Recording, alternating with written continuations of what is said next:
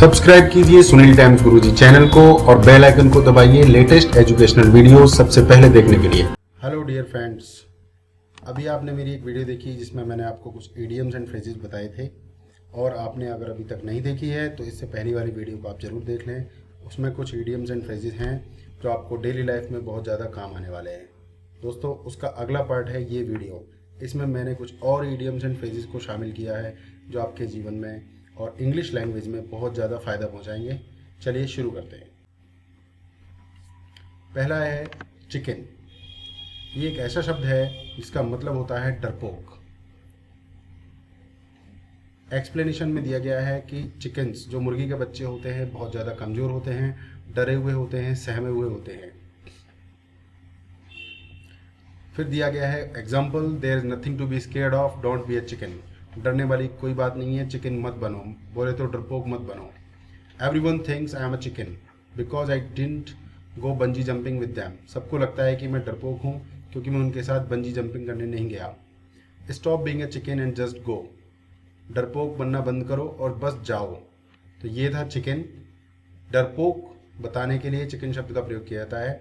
आप भी इसे कर सकते हैं, अन्यथा कोई आपके सामने प्रयोग करे तो आप इसे समझ सकते हैं। नेक्स्ट इडियम है friends, feel blue. Feel blue का मीनिंग होता है दुखी महसूस करना। जैसा कि आप एक्सप्लेनेशन में देख सकते हैं, long time ago blue was related to the rain. नीले शब्द को बारिश से संबंधित किया जाता था। Whenever the fictional god Zeus was sad he would make it rain. मतलब जब भी हमारे भगवान जी ज्यूस दुखी होते थे तो बारिश कर देते थे। तो फील ब्लू माने दुखी दिन। What a gloomy day, it makes me feel blue. कितना ग्लूमी डे है, मुझे ये दुखी करता है, मतलब मैं दुख महसूस करता हूँ। Whenever I feel blue I like to listen to upbeat music. जब भी मैं दुखी होता हूँ तो मैं अपबीट म्यूजिक सुनना पसंद करता हूँ। Matt's feeling a little blue right now. Matt फिलहाल थोड़ा सा दुखी महसूस कर रहा है। Let's go cheer him up. चलिए उसको खुश करते हैं। Where is Matt these days. Matt कहाँ है इन दिनों। I haven't seen him in a while. मैंने उसको कुछ समय से नहीं देखा है। He feels a little blue because he can't find a girlfriend. वो थोड़ा सा दुखी है क्योंकि उसे गर्लफ्रेंड नहीं मिल पा रही है। Let's go cheer him up. चलिए उसको खुश करते हैं। Other common sentences, I feel a little depressed right now. I don't know why but I just feel sad. मुझे नहीं पता पर मैं दुखी महसूस करता हूँ। Even though it's a nice day I feel gloomy inside. So gloomy या फील ब्लू दोनों सेम हैं। तो ये था दोस्तों फील ब्लू। आप इसे यूज़ कर सकते हैं अपने सेंटेंसेस में। अगर सामने वाला बोल रहा हो तो आप इसे समझ भी सकते हैं। नेक्स्ट इडियम है friends, fender bender. Meaning usage. इसका मीनिंग होता है छोटा car accident. Fender is the car body part that is right above the tyre. Tyre के ऊपर कोई छोटा सा पार्ट होता है, आपकी कार में होगा, किसी और की कार में आपने देखा होगा, जिसको बोलते हैं फेंडर। अब बेंडर, बेंडर मीन्स होता है मोड़ने वाला। Bender is derived from bend, bend mean झुकाना। Since the fender is a small part compare to the hood and door and bend is not as bad as break और crack, combining these two indicates that the accident is very small like a small dent or scratch। बोले तो छोटा सा accident है जिसमें कि हमारी car थोड़ी सी मुड़ गई है और कोई ज़्यादा नुकसान नहीं हुआ है। So I got into a small accident, it was just a fender bender. मैं एक छोटे से एक्सीडेंट हो गया मेरा, सिर्फ फेंडर बेंडर था। बोले तो हल्का फुल्का कार मुड़ गई है, कोई खास नुकसान नहीं हुआ है। I got into a fender bender in the parking lot. मतलब मैं पार्किंग लॉट में मेरे साथ फेंडर बेंडर हो गया। बोले तो छोटा सा एक्सीडेंट हो गया। I can't believe the damage is going to cost me 800 bucks। मुझे विश्वास नहीं होता कि जो नुकसान हुआ है वो 800 रुपये का हुआ है, क्योंकि वो तो सिर्फ एक फेंडर बेंडर था। It was just a fender bender. दोस्तों, ये वाला ईडियम फ्रेज बहुत ज़्यादा यूजफुल है और बहुत ज़्यादा मोटिवेशन देने वाला है। Get foot in the door. दरवाजे में अपना पाँव डालो। अब इससे क्या समझ में आ रहा है कि दरवाजे में पाँव डालो। इससे ये समझ में आ रहा है कि जब आप दरवाजे में पाँव डालेंगे तो ही अंदर जा पाएंगे और अंदर की दुनिया देख पाएंगे। चलिए, ये तो था इसका वर्ड मीनिंग। अभी देखते हैं इसका मीनिंग क्या है जो हम सीखना चाहते हैं। मीनिंग यूसेज, टेकिंग और passing the first step of a longer process. एक कोई बहुत बड़ा प्रोसेस है, उसका पहला कदम उठाना, शुरुआती कदम उठाना कहलाता है get foot in the door. Generally used when referring to an entry level position that will eventually lead to better opportunities. एक छोटा सा मौका जो आप अगर ले लेते हो तो भविष्य में आपके लिए बहुत सारी बड़ी बड़ी अपॉर्चुनिटीज खुल जाएंगी। तो एक छोटा सा मौका, छोटा सा कदम उठाना कहलाता है get foot in the door. There is no use trying to get to the 10th floor if you can't even get through the door. So getting through the door is extremely important. This statement expresses optimism. ये बहुत ही आशावादी वाला वाक्य है। It's not a great position but at least my foot is in the door. मतलब मैं बहुत बढ़िया पोजीशन में नहीं हूँ, पर कम से कम मैंने शुरुआत कर दी है, मेरा पाँव दरवाजे के अंदर आ गया है, मैं जिस लाइन में जाना चाहता था उस लाइन के अंदर आ चुका हूँ। I need to find a way to get my foot in the door, यानी मैं कहीं एक ऐसा मौका तलाश रहा हूँ जिससे कि मैं पहला कदम उठा सकूँ। I am doing an internship for SK Telecom, it's an opportunity to get my foot in the door. बोल रहा है कि मैं एसके टेलीकॉम के साथ इंटर्नशिप कर रहा हूँ और ये एक मौका है अपने मंजिल को पाने के लिए, पहला कदम उठाने के लिए। तो ये था दोस्तों get foot in the door. मैं भी कहूँगा आपसे कि अगर आप कोई सपना देखते हैं, चाहते हैं कि मैं ये करूँ, मैं वो करूँ, इस लाइन में जाना चाहता हूँ, तो उस कदम में get foot in the door, उस दिशा में get foot in the door मतलब पहला कदम बढ़ाइए, आपको मंजिल जरूर मिलेगी, आपको बड़े बड़े अवसर मिलेंगे। Get foot in the door please. दोस्तों नेक्स्ट इडियम है हमारा give somebody a hard time.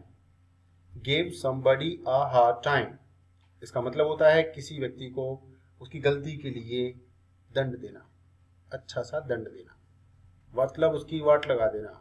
कई बार मैनेजर किसी की वाट लगाता है तो हम कहते हैं यार मैनेजर तेरे को हार्ड टाइम दे रहा है, manager is giving you a hard time, right. So explanation, this can be done by complaining to a person a lot, ignoring the person, giving them a punishment or anything that will make the person go through a hard or difficult time. कुछ भी ऐसा करवाना जिससे आदमी दिक्कत में आ जाए, इसको बोलते हैं giving somebody a hard time. Susie gave him a hard time for not showing up to her recital. Recital बोले तो वचन दिया होगा और अपनी बात उसने नहीं रखी, तो सूजी ने उसको hard time दिया, बोले तो पनिश किया। Stop giving me hard time. There was nothing I could do about it. मैं इसमें कुछ नहीं कर सकता था, मुझे पनिशमेंट देना बंद करो। If you don't finish your project, the manager is going to give you a hard time. अगर आपने प्रोजेक्ट फिनिश नहीं किया तो मैनेजर तुम्हें हार्ड टाइम देगा, बोले तो पनिशमेंट देगा, तुम्हारी वाट लगा देगा। दोस्तों अब है एक मज़ेदार इडियम और इसका नाम है गो डच। बहुत मज़ेदार है, जैसे आप नाम से देख रहे होंगे, डच आई थिंक एक देश का नाम है और यूरोप के आसपास मिल जाएगा आपको ये मैप पे। और इसका मतलब होता है भैया आधा आधा बांट लेना या बराबर बांट लेना। Each person paying for them self, for example going Dutch on a date is indicating both guy and girl will pay for them self instead of one buying for the other. बोले तो मतलब ये है कि भैया अगर लड़का लड़की डेट पे जाएंगे तो अपना खर्चा बराबर उठाएंगे, आधा आधा उठाएंगे, अपना अपना खर्चा उठाएंगे, that is called going Dutch. अगर चार लौंडे पार्टी में जा रहे हैं, अपना अपना खर्च खुद उठा रहे हैं, तो बोल सकते हैं दे आर गोइंग डच। और कोई मुझसे बोलता है चल रहा है क्या पार्टी में, तो मैं कह सकता हूँ आई विल गो डच। बोले तो आधा आधा अपना अपना खर्चा उठाएंगे, इस शर्त पे चलना है तो पार्टी में चलो। Explanation, why Dutch is used in this way is not completely confirmed and one reason is because of Dutch doors that contain two equal parts. Another reason was due to the rivalry between the English and Dutch in the 17th century. तो आप देख सकते हैं कि दरवाजे होते हैं Dutch में जिनके दो इक्वल पार्ट्स होते हैं। एक कारण ये हो सकता है, दूसरा ये हो सकता है कि इंग्लिश और डच में कोई लड़ाई हुई थी 17वीं शताब्दी के आसपास और कुछ बराबरी का मामला था। तो बराबर रहना है, बराबर का खर्चा उठाना है, अपना अपना खर्चा उठाना है, इसको बोलते हैं going Dutch. You don't have to pay for me, तुम्हें मेरे लिए पैसे देने की ज़रूरत नहीं है। लेट्स गो डच टुडे, आज अपना अपना खर्चा उठाते हैं। लेट्स गो डच टुडे, आज अपना अपना खर्चा उठाते हैं। लेट्स गो डच टुडे, आज अपना अपना खर्चा उठाते हैं। आई कांट बिलीव जॉन डिडंट पे फॉर मी, मुझे विश्वास नहीं होता जॉन ने मेरे लिए पे नहीं किया। We ended up going Dutch on the whole date, हम पूरी डेट पर डच जाते रहे, बोले तो आधा आधा, यानी तो अपना अपना खर्चा उठाते रहे।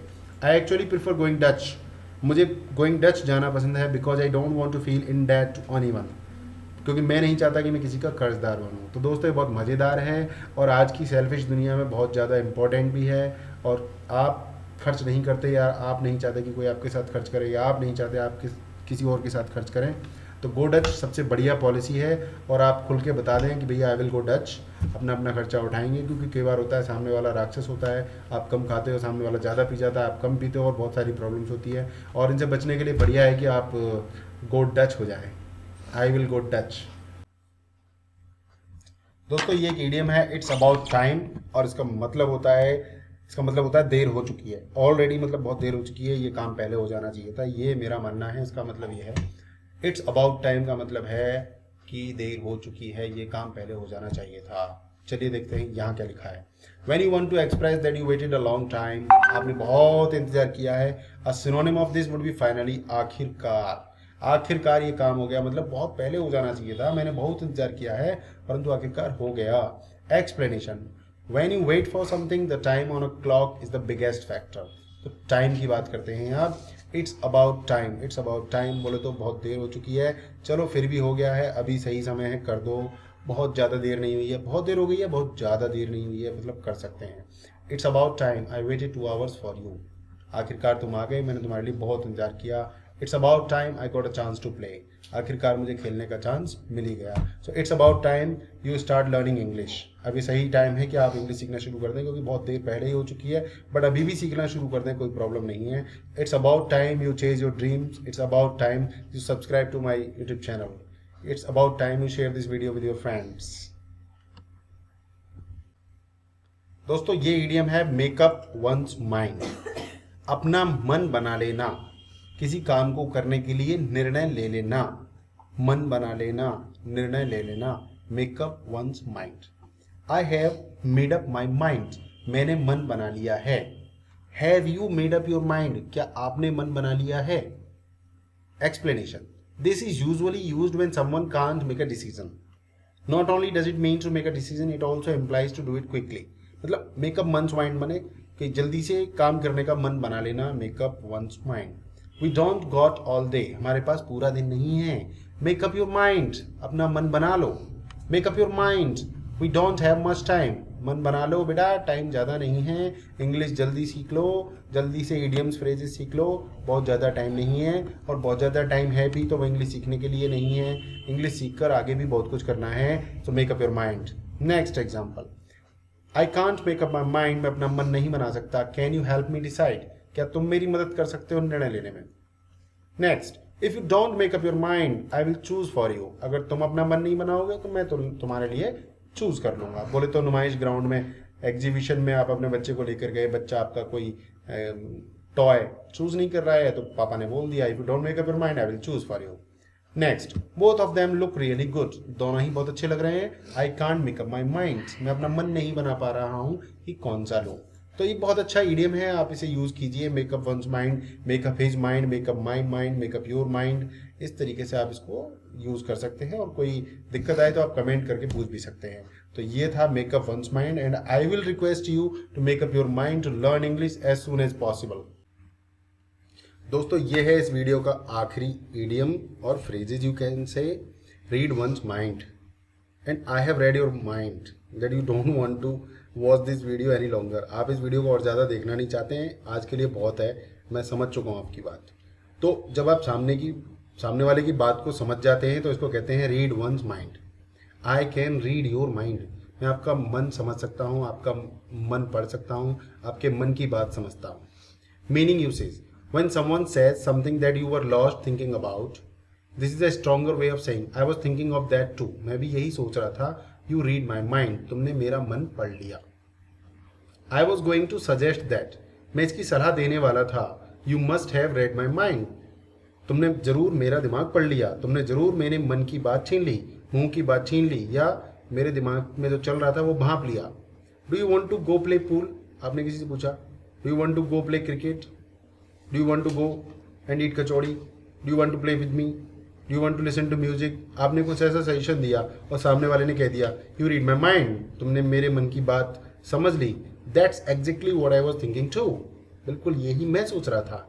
तो दोस्तों ये थे आज के बहुत सुंदर बहुत अच्छे प्यारे इडियम्स और फ्रेजेस जो मैं आपके लिए लाया था। और ये वीडियो बनाने में बहुत मेहनत लगी है, जैसा कि आप देख भी सकते हैं। आप इस चैनल को जरूर सब्सक्राइब कर लीजिए, अपने दोस्तों के साथ ये ऑडियो वीडियो अपने बच्चों के साथ जरूर शेयर करें। ये बहुत सारे इडियम्स आपके बच्चे भी सीख सकते हैं, आपके दोस्त भी सीख सकते हैं, और जो अपनी इंग्लिश को इम्प्रूव करना चाहते हैं वो भी सीख सकते हैं। सब्सक्राइब कर लिया है तो उसके साथ बेल बटन है, उसको भी जरूर दोस्तों क्लिक कर दीजिए। ये मेरे लिए बहुत ज़रूरी है, इससे मेरी हिम्मत बढ़ेगी और मैं आपके लिए और ज़ोरदार बहुत बढ़िया सुंदर इंग्लिश के ऐसे ही आसान वीडियोज़ लाता रहूँगा।